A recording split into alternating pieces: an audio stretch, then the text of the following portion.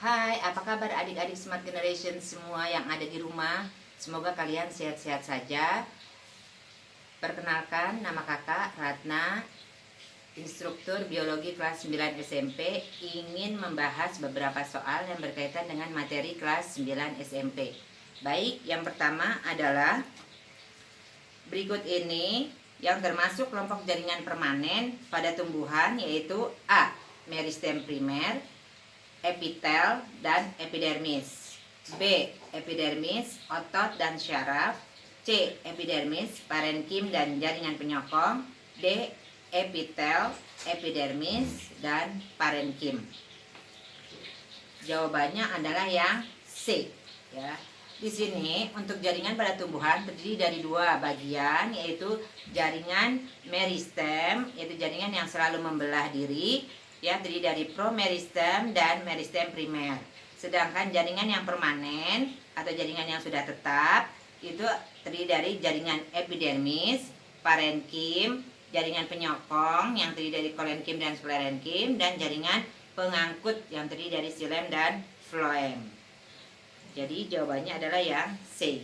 Yang kedua, beberapa ciri suatu jaringan pada tumbuhan, yaitu sel-selnya rapat, hanya satu lapis sel, letaknya di permukaan tubuh tumbuhan. Jaringan yang sesuai dengan ciri tersebut adalah A. Epidermis, B. Parenkim, C. Meristem, dan D. Palisade. Ya, untuk soal yang nomor 2 jawabannya adalah A. Epidermis. Jadi epidermis itu terdiri dari lapisan sel yang letaknya tersusun rapat. Sedangkan kalau parenkim itu sel-selnya tidak rapat atau kurang rapat. Ya, kalau meristem itu jaringan selalu membelah, dan yang palisade itu terdiri dari jaringannya itu banyak mengandung klorofil, ya. Jadi jawabannya adalah yang A, yaitu epidermis. Oke, nomor 3. Perhatikan komponen-komponen biotik dan abiotik dalam suatu ekosistem. 1. Ikan, 2. Air, 3. Siput, 4. Tanah, 5. Lele, 6. Teratai, 7. Batu, dan 8. Rumput. Komponen yang merupakan penyusun komunitas adalah nomor B, yaitu 1, 3, 5, dan 6. Jadi kalau untuk komunitas itu adalah kumpulan populasi yang terdiri dari komponen biotik saja. Sedangkan kalau ekosistem itu adalah kumpulan dari komunitas yang terdiri dari komponen biotik dan abiotik, ya, yaitu makhluk hidup dan benda mati. Oke, soal nomor 4. Enzim yang dihasilkan oleh organ yang diberi tanda X itu, ya, yaitu pankreas, itu adalah jawabannya yang C. Lipase, amilase, dan tripsin. Lipase mengubah lemak menjadi asam lemak dan gliserol. Tripsin mengubah protein menjadi asam amino, dan amilase itu mengubah amilo menjadi glukosa. Jadi jawabannya adalah yang C. Nomor 5. Pada penampang melintang ginjal berikut ini, bagian B berfungsi untuk A. Filtrasi darah, B. Menampung urin, C. Augmentasi primer, D. Reabsorpsi urin yang sesungguhnya. Jawaban di sini adalah A, yaitu filtrasi darah. Organ yang bertanda B itu adalah bagian dari ginjal, yaitu yang disebut dengan korteks atau kulit ginjal. Nah, bagian korteks atau kulit ginjal fungsinya adalah untuk filtrasi darah. Jadi jawabannya adalah yang A. Oke, nomor 6. Pada suatu sore, Rini memetik bunga. Tiba-tiba ia menjerit karena jarinya tertusuk duri tanaman bunga tersebut. Mekanisme yang terjadi pada ketika jari termasuk duri adalah A. Reseptor, neurosensorik, sumsum medula spinalis, neuron motoris, efektor. B. Efektor, neuron sensoris, sumsum medula spinalis, neuron motoris, reseptor. C. Reseptor, neuron motoris, saraf pusat, neuron sensoris, efektor. Dan D. Efektor, neuron motoris, saraf pusat, neuron sensoris, reseptor. Jawabannya adalah yang A, ya. Jadi bahwa di sini untuk gerak spontan itu dipengaruhi atau diatur oleh medula spinalis atau sumsum tulang belakang. Sedangkan kalau gerak sadar itu dipengaruhi oleh otak ya. Jadi jawabannya adalah yang A. Soal nomor 7. Berbagai hewan avertebrata. 1. Cumi-cumi. 2. Udang. 3. Belalang. 4. Kupu-kupu. 5. Siput darat. 6. Cacing tanah. Berdasarkan contoh-contoh hewan tersebut di atas, yang termasuk kelompok hewan arthropoda atau berbuku-buku adalah nomor A. 1, 2, dan 3. B. 2, 3, dan 4. C. 3, 4, dan 5. D. 4, 5, dan 6. Jawabannya adalah yang B ya. Arthropoda terdiri atas 4 kelas, yaitu insekta, krustase, arachnoidea, dan myriapoda. Ya, sekali lagi bahwa arthropoda terdiri atas 4 kelas, yaitu insekta, krustase, arachnoidea, dan satu lagi adalah myriapoda. Kalau insekta kelas serangga, contohnya kayak lalat, kecoa, kupu-kupu, nyamuk, ya, dan sebagainya. Kalau yang krustase itu udang-udangan, udang, kepiting, dan lain, rajungan, dan lain-lain. Arachnoidea itu adalah laba-laba, ya, laba-laba contohnya. Sedangkan kalau myriapoda itu terdiri dari lipan dan keluing, yaitu ulat berkaki 1000, ya, kakinya banyak. Oke, lanjut. Jadi jawabannya adalah yang B, 2, 3, dan 4. Oke. Baik, sekarang kita masuk ke soal 8. Soal nomor 8. Perhatikan ciri-ciri tanaman berikut. Akar tunggang, ikatan pembuluh teratur, pertulangan daun menyirip, berkembang biak dengan biji. Kelompok tanaman yang memenuhi ciri-ciri tersebut di atas adalah A. Durian, mangga, dan jambu. B. Padi, rambutan, dan jeruk. C. Jagung, kelapa, dan padi. D. Tebu, jeruk, dan padi. Di sini jawaban yang benar adalah A, ya, karena ini termasuk ciri-ciri yaitu kelompok dicotyledon berkeping 2. Oke? Ya, adik-adik paham ya sampai sini? Soal nomor 9. UN SMP 2017. Perhatikan gambar percobaan Ingenhousz berikut ini. Bila ke dalam gelas tersebut ditambahkan soda kue NaHCO3, proses fotosintesis menjadi semakin A. Cepat karena kadar CO2-nya bertambah. B. Cepat karena kadar O2-nya bertambah. C. Lambat karena kadar O2-nya berkurang.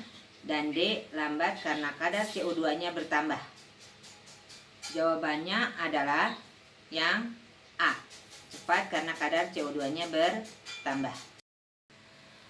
Proses fotosintesis akan semakin cepat terjadi apabila ada penambahan CO2. Dari penguraian NaHCO3 menjadi Na+ ditambah CO3-, itu ada penambahan CO2 ke dalam air tersebut, sehingga proses fotosintesis lebih cepat terjadi. Soal nomor 10. Simaklah pernyataan berikut ini. 1. Kecepatan angin. 2. Intensitas cahaya matahari. 3. Konsentrasi karbon dioksida. 4. Kelembaban udara. 5. Suhu udara. 6. Curah hujan. Proses fotosintesis pada tumbuhan dipengaruhi oleh hal-hal berikut. A. 1, 2, dan 4. B. 3, 5, dan 6. C. 2, 3, dan 5. D.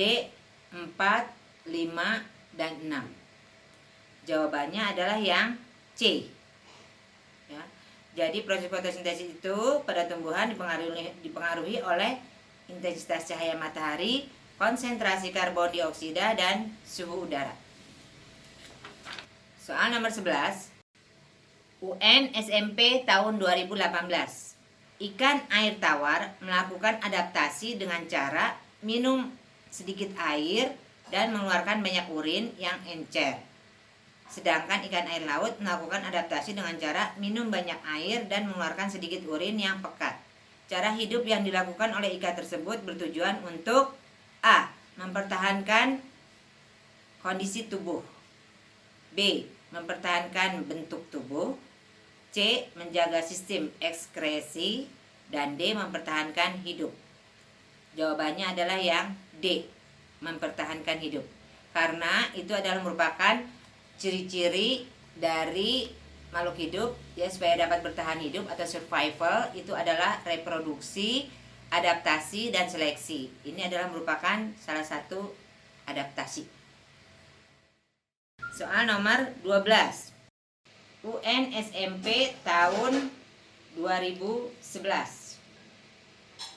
Pada musim kemarau, kelompok tumbuhan tropofit bertahan hidup dengan cara A.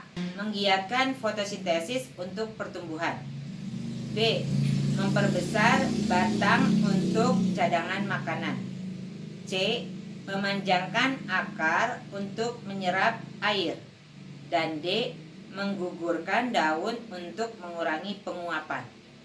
Tumbuhan tropofit adalah tumbuhan yang hidup ya, itu akan daunnya akan lebat apabila musim hujan dan daunnya akan gugur pada waktu musim kemarau ya.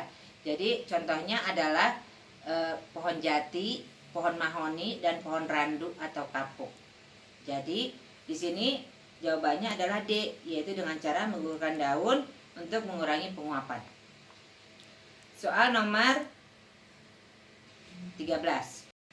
Adaptasi berikut berkaitan dengan pertahanan diri terhadap musuh, kecuali A. Terenggiling akan menggulungkan tubuhnya apabila didekati musuh, B. Paus menyemprotkan air mancur dari atas kepalanya, C. Tupai Virginia akan pura-pura mati jika didekati anjing, dan D. Bunglon mengubah warna tubuh sesuai dengan lingkungannya.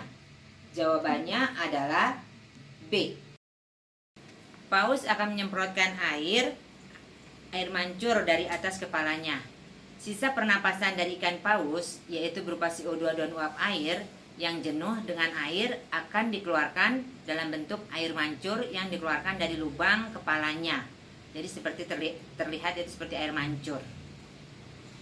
Jadi jawabannya adalah yang B. Dia merupakan adaptasi tingkah laku, karena paus juga bernapas dengan paru-paru. Soal nomor 14. UN SMP tahun 2017. Perhatikan gambar alat reproduksi wanita berikut ini. Bagian R berfungsi sebagai tempat A. Masuknya sperma, B. Pembuahan oleh sel gamet, C. Menempelnya janin, D. Pembentukan sel telur. Organ R atau organ yang bertanda R itu adalah uterus atau rahim, yaitu tempat menempelnya janin dan berkembangnya embrio. Soal nomor 15. Alat reproduksi pria yang berfungsi untuk penimbunan dan pematangan sel sperma adalah A. Epididymis, B. Testis, C. Skrotum, dan D. Penis. Jawabannya adalah epididymis. Epididymis adalah saluran yang terdapat di dalam skrotum dan menempel di bagian belakang testis. Fungsinya adalah untuk tempat penyimpanan dan pematangan sperma, yaitu selama 1 minggu. Soal nomor 16. Tubektomi adalah cara mencegah kehamilan dengan memotong atau mengikat bagian A. Vas deferens, B. Tuba fallopi, C. Ovarium, dan D. Uterus. Jawabannya adalah tuba fallopi. Tuba fallopi adalah tempat terjadinya proses pembuahan, yaitu bertemunya sel sperma dan sel telur. Oleh karena itu, tubektomi adalah pencegahan bertemunya sel sperma dan sel telur di saluran tuba fallopi agar tidak terjadi proses pembuahan. Soal nomor 17. Penyakit pada sistem reproduksi yang disebabkan oleh virus adalah A. Sifilis, B. AIDS, C. Gonore, dan D. Herpes genitalis. Jawabannya B. AIDS.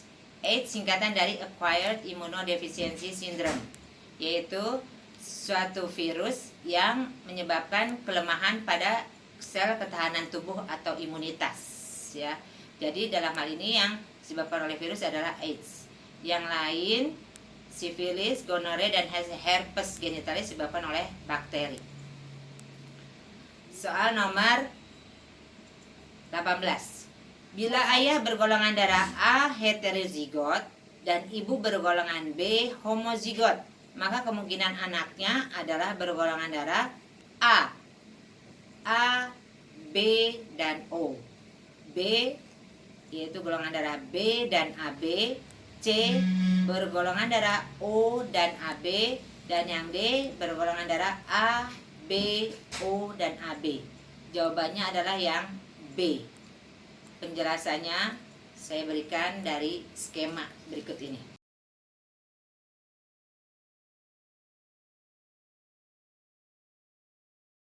Soal terakhir. Persilangan antara kedelai berbiji bulat dalam kurung B besar B besar dengan berbiji kisut dalam kurung B kecil B kecil menghasilkan F1 berbiji bulat.